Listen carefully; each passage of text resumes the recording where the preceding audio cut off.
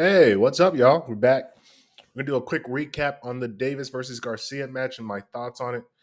And what I watched and what I saw was what is wrong with boxing in every just it's what makes boxing so terrible. So we're all happy we got to see the fight, and the casuals are like, "Oh yeah, Tank got him," blah blah blah. But the people who actually know what they're watching greatly disappointed because of the pretense of what occurred in the fight. So people who have never fought can never understand what a non-rehydration clause does to a person and like how that seriously alters a fight. And a lot of this is really Floyd Mayweather's fault and Oscar De La Hoya to some degree. Like just the new age of boxing when they start to make these new clauses when the A side and the B side when that started to really occur, that's what killed boxing. Because once the A side started to realize, hold up, I'm the prize fighter, I'm the bigger guy, I can make all these demands and they can't do anything about it. What? And the B side has to take the fight because he wants the money. It's a great payday. And so that just the leverage point of the A side B side is such a ridiculous concept that it really just it ruined boxing. And this is what I love about the USC because it basically creates as fair of a contest as you could possibly create. It makes it even so both guys has a very decent chance of putting on to the best performance, and they both understand the clause, and there's no negotiation between the fighters. Because to be honest with you, the fighters are not the smartest people on the planet, and secondly, the boxers team is not the smartest people on the planet either. So what happens is like you get this ridiculous like uh, negotiation and bargaining agreement. So basically, what we got was Tank essentially said, "Okay, I'm going to fight this guy, and I'm so scared of losing. I'm going to make this overwhelmingly on my side." So Tank is a natural 135. He probably cuts maybe 3 or 4 pounds, 5 pounds, if that, if he gets fat. But he naturally sits at 135. He's a smaller guy, but he has a higher muscular endurance. He's the stronger guy of the two. Garcia is a decent boxer. He's not bad. Like the guy, like he's a little bit not rusty, but amateur like because he's still learning the game. He's still getting better. He's still a young guy. I think he's what, 24, 25, if that. And he's slowly going up. And Garcia, I praise Garcia because he made the fight. Because he could have easily said, bleep that. I'll just keep building myself, fighting cans until I get to the point where like I can negotiate a harder fight or negotiate a better terms for the fight when I become my own bigger star. Because here's the thing about Mexican fighters actually bring a bigger crowd and they sell better because their nation actually supports them as a fighter. Black fighters, for the most part, don't have a lot of support, so they have to kind of appeal. Well, they have support, but they have to appeal to the lowest common denominator of black people to basically get them to show the fight, which means basically not be a man that stands for principle or anything like that, but be a flat, basically just copy Floyd Mayweather. Essentially, every black fighter that we have, for the most part, is essentially copying Floyd Mayweather's blueprint, which is show a bunch of money, be a bad guy, talk a lot of crazy shit about how much money you have, bring out a bag of cash, all this dumb stuff. Try to make it like this flashy lifestyle. But the thing is, no guy is ever going to be able to get to the point that Floyd got to because first of all, boxing is just not as popular as it once was, so it doesn't draw as much attention. And secondly, like whenever you're an imitator of the original, you're never going to be as popular or as successful as the original. That's what makes the original the better thing. That's why people copy them. But you can never truly copy something. You have to be your own guy. But the thing with the Mexican fighters is they celebrate the fighting spirit and the actual like bravery to go, the bravado, which is what fighting was originally about. The actual bravado to go in there and actually put it on the line, fight somebody, win, lose, or draw, keep your head up like a champion and keep it playing. So back to the situation with the rehydration clause, why this was such a grimy kind of dirty move, and it actually makes me think that Garcia might beat him if they ever end up meeting again, which they are going to meet again at some time in the future. Garcia, and that's one thing I got to give Garcia credit about. Because I'm not looking at, because most of you guys, when you watch fighting, you don't really know what you're watching. So I'm not going to break down the X's and O's of the fighting, but I'm going to talk about the psychological um, aspect and the body language thing, which is what I enjoy more so is watching how fighters or humans react to situations, and then seeing how their true character plays out. So Garcia, he fights at 140, so that means he probably walks around 150, 160 maybe at the heaviest, and he cuts down 20 pounds through diet and just a little bit dehydration. But the 135, you actually take away those 5 pounds. He was not allowed to rehydrate higher, I think, than 135 or 140. So when he came in a fight night, he was a drained fighter, and most people don't understand if you're not rehydrating it. If you can't rehydrate back to like your normal body size before a fight, you're going there supremely compromised, like super compromised. Because once again, in a fighting state, your adrenaline's pumping, muscles are activated, so they're taking in way more blood and oxygen. If you don't have water to be able to diffuse um, and allow the metabolic activity in your body to be able to disperse quickly, your body starts to shut down a lot quicker, and you tire out very fast. So that would explain a lot of the footwork, the lack of fighting. It would explain a lot. And what made the Garcia thing such a interesting like fight, and what I was enjoying about it was he was still in there trying to get to him. Like Garcia was definitely outmatched. Tank was the more experienced fighter, probably the better. Well, no, Tank was the better fighter. Garcia was probably the better boxer. And that danger of not being able to rehydrate means every round that you don't put this guy away, you're slowly starting to fade, and you fade exponentially faster each round. While Tank, at the other hand, is able to freaking fight longer, be stronger, and be able to be more aggressive because he's fully hydrated. He's fully at his max capability. So he has maximum endurance, energy storage, metabolic pathways. Everything's running essentially smoothly. And so what I saw when I was watching was basically just a fighter who had the advantage. He knew he had the advantage. He acted like he had the advantage. And it was just a fascinating thing to watch because when Garcia got dropped, he didn't stay down. He was like, all right, got dropped, got back up, shake it off, kept it moving. And that takes a lot of heart, man, because a lot of guys, when they get down and they go 10-8, they start to fold the cloth in. Garcia wasn't folding. He wasn't folding. The boy has heart. Say what you want to say about it, but the guy has heart. And I can respect that as a champion in the future because he's definitely going to see Tank again because Tank's going to go broke. I can almost assure you, Tank's not making as much money as y'all think he's making. He's not selling out everything. He's talking about I'm playing the face of boxing. No, you're not. Jake Paul's still the face of boxing. Sorry to tell you that. Jake Paul probably might be the face of boxing for the next fucking like 5-10 years. And actually, all these YouTubers are gonna start being the face of boxing. But that's a separate story for another time. So as Garcia was throwing, and he got caught in that kidney shot.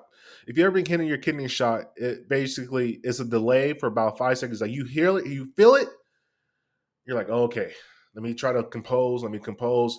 And essentially the body just shuts down. And see, here's the thing about Garcia. And this is why I look at him like he's a champ. He felt the body shut down. He says, okay, this is not going to get better. I can really get critically hurt if I try to hold on and keep trying to fight. And he took the knee. He sat there and he thought about it. And he made a smart champion decision. He really sat there and thought about it. Because I could see his thing. Even when he was down, he looked up at Garcia. Not Garcia, but Garcia looked up at Tank. And he looked him in his eyes. And he sat there. And he knew the count was going. And he already settled. By his mind, by 4 or 5, by the count 4 or 5, he already realized, you know what? This day is done. I've lost this battle, but the war is not over. I know this guy. I can beat this guy. And he kept that knee. He's like, I will be back to get you. Trust me, I ain't going nowhere. I'm gonna be here for a while. And he sat there and he took that knee and he looked Tank right in his face. If you watch most guys, they sit there and they writhe in pain. And they put on a show. He didn't put on a show. He sat there, he held himself, and he was just thinking, yeah, you got me. But you absolutely know, Tank. This is not the end of the game. I'm going to see you again. And Tank was relieved and happy because he knew he beat him. But here's the thing. In the back of his mind, he's going to always think, if I didn't have that rehydration clause, if I didn't force him to sink himself, be that light, be that compromise, what really would have happened? And see, that's why I think Garcia is going to get him in the second time when they fight. Now, I don't know if it's going to be next year. It might be like 2 or 3, 4 years from now. I think Tank is 28. Garcia, maybe I think 24. I gotta look up Garcia's age because you guys understand as a fighter, especially in this nowadays age. Yeah, 24. So let's say they fight 5 years from now, because I think 5 years that would give Garcia a chance to put up if he fights 2 or 3 times a year. That would give him a chance to rack up about, let's see, if you fight twice a year, about 14 wins, because I assume he's going to fight pretty much most of the games he's going to win. And Tank will be on the downslide and starting to go broke because there's not many guys he can actually fight. He's going to fight what? David Haney? Probably not. He doesn't want to see Haney. And so what's going to happen is Tank's going to get in a financial situation where he's going to have to basically get that fight again, because Ryan Garcia is still going to be a big name. He's not going nowhere. The man has soul. He has heart. And when he sat down, I saw him look that man in the eye, looked him in the face, and just thought to himself, "Yeah, he's beatable." I didn't see a defeated fighter. I saw a guy looking ready for the round for fight two. Psychologically, this is what I'm saying from a fighter's mindset when you're watching it. Because I'm saying most guys, if you ever look at people get down by a kidney shot, they lay on the ground, they rile, they do all that. He took it like a champ. Took his knee, sat there, absorbed it, and and that's the other beautiful thing. He had the mind and the wherewithal to understand my body's shutting down, the fight is over. How do I want to be pictured as I go down? So when they take these pictures in the future, and that's why the dude, he's going to be good. Ryan Garcia, he's learned a lot from this loss. And I learned it too when he took that. He got knocked down that one fight, came back and knocked dude out. He's no coward. He's no punk. That boy has a champion spirit. He's a brave heart, and I respect Garcia for that. Because the average guy would just lay down and be like, "Oh man, it's over." And even at the loss, he gave him all the praise. Hey, the guy was good. Blah blah blah. And they exchanged numbers. Gervonta exchanged numbers because he's like, look, hey, let me keep in contact with this motherfucker because I might need some help. And here's the other thing with Ryan Garcia. Highly marketable. Tank's not as marketable.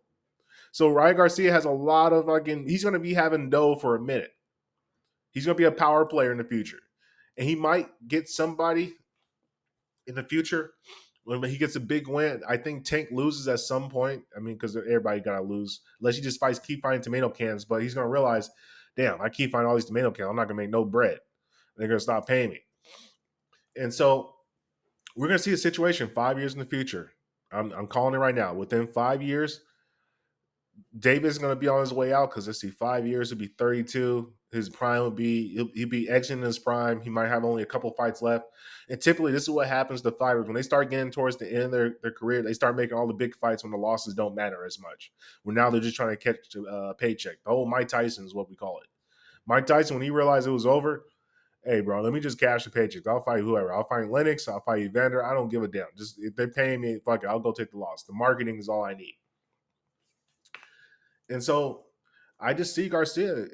I just saw a lot of heart. I saw a guy who didn't. He's above just the fighting aspect. He takes pride in it, but he understands this is a long game. I'm gonna get you back eventually because my skills only get sharper. And if they see each other at 140, 145, because eventually Tate's going to start to have to put on weight. He's going to start getting higher.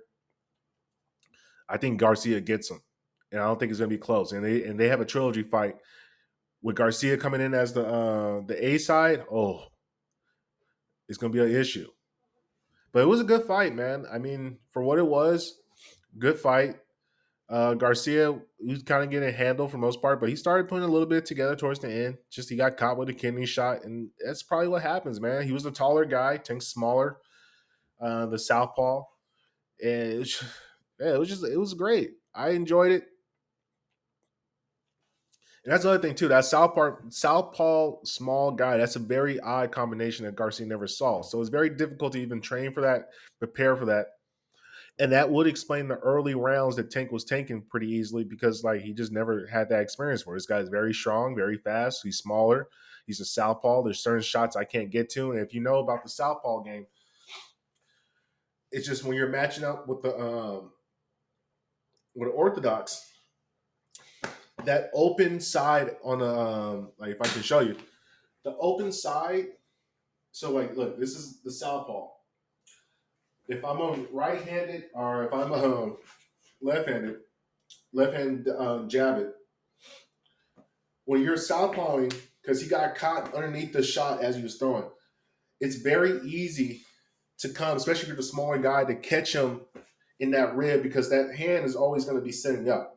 So like when you're fighting, if you're a left-handed, I mean if you're orthodox, you can do a lot of crowding, and if they step in, that right hook to the fucking body is very open. Or not very open, but the left hook, like hooks are very open in a southpaw orthodox matchup, and it's very difficult to time for that. And so he just caught him, man. He got him good. It was a good fight. Proud of Garcia. Proud of Tank. Tank was a gentleman saying, "Keep your paycheck, keep your money," because he knows he's gonna need that in the future. And he knows Garcia wasn't hurting for cash like that. Garcia can play around and joke with you, but Garcia really out here getting money, man. That boy ain't playing. He understands the marketing aspect and the YouTube and the TikTok. And people hate on him. Oh, he's not a real boxer. He does his TikTok. Bro, it's the 21st century. Like, social media is the game. If you're not using social media to make yourself more of a marketable, funny character that people enjoy, nobody's watching your fights. Like, the idea that people are going to watch your promotion or pay-per-view, like, that's the thing. A lot of fighters are just lazy outside of boxing. They don't want to do all the I don't want to do interviews. I don't want to talk. I just want to show up and fight. Well, bro, nobody cares because most people that are watching, like if you look at it, 80% of people watching fights are casuals that just want to bet, and then the other 10%, 20% are hardcores that understand what they're watching, they understand the art and science. But you can't market to the hardcores. You got to market to the 80% because the hardcores are going to watch anyway. So you're not doing fan service for the hardcore. You're doing fan service for the people that in the little lady in Iowa, as Chael Sonnen says. But yeah, man, shout out to Tank. Good dub. He's probably going to fight tomato cancer for the next 5 or 6 matches. I probably don't see him ever fighting Haney. Yeah, and that's the whole thing of boxing. This is what makes boxing so terrible. Is that even when we get even when we get the fights we want to see, there's always some compromised nonsense that's going on with it. Even from the heavyweights, like I'll give it to Tyson Fury. At least Tyson Fury didn't make any nonsense for fighting on anything. That's the beauty of heavyweight. There's not a lot you can really make nonsense about. It's like because they're heavyweight, so it's two big ass guys. You can't really have nobody's rehydrating clauses, none of that. You just show up and you fucking fight. But the lower weight classes where all the nonsense starts to get played out because it's just like you have the weight clause, and then people are like, well, I fight at 154 and you fight at 160, so I need you to come down to 154 and you can't rehydrate because I need you to make sure you don't have those 5 pounds or 6 pounds. And it's like, what are we talking about, bro? It's 5 or 6 pounds. Let them cut the weight to the thing. And here's the other thing: if you wanted to get rid of the weight cutting, the rehydration clause, just make the weigh in on this like an hour before the fight. And now we solve all the nonsense. Now we have to worry about these stupid clauses. You show up on the weight class when you do it. So then people have to fight their natural weight.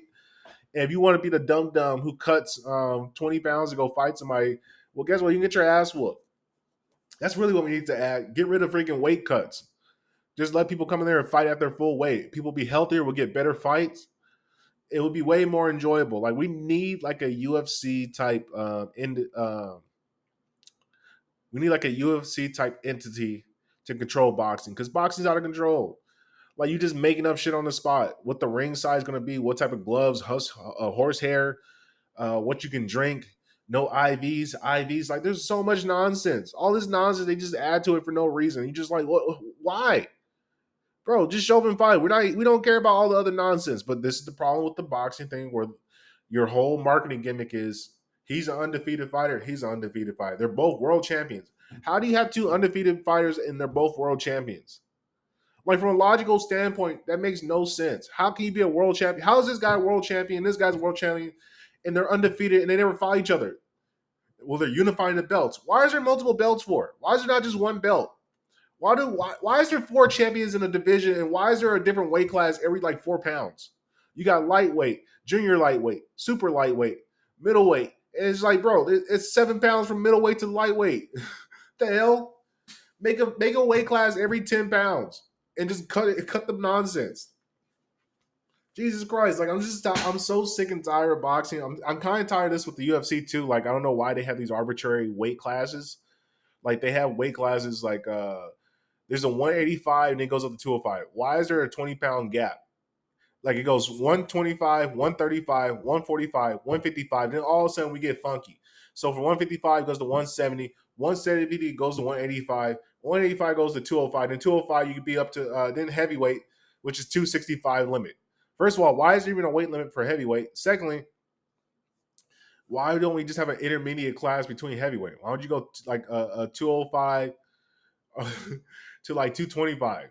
Make that a weight class, or like make something like that a weight class. Like I don't understand any of this stuff. It's just, and once again, this is why boxing has really ruined combat sports, because everybody's just taking their lead from boxing because all these people were boxing fans growing up, and nobody wants to take the time to actually think this out. Like, why do we have the things that we have, and does this make sense? And to the viewer, and to be honest with you, the viewer wouldn't even know or care. You ask your average lady from Idaho how much a lightweight is, she doesn't know. Your average casual fan doesn't even know. He just knows, oh man, Conor McGregor's fighting Chandler. And they don't even wait 150. They only wait 155 when they get into the weight class. They're like 170 something when they go and actually fight. So all of it is just so dumb. And this is the problem with combat sports. Just a lot of dumb stuff. Like just all of it, a lot of dumb. Man. But anyway, appreciate you guys listening. Hopefully that made some sense. And Jesus Christ, pray for boxing, pray for combat sports, because we're gonna be stuck with this for some time until somebody smart comes over and take over fight promotions.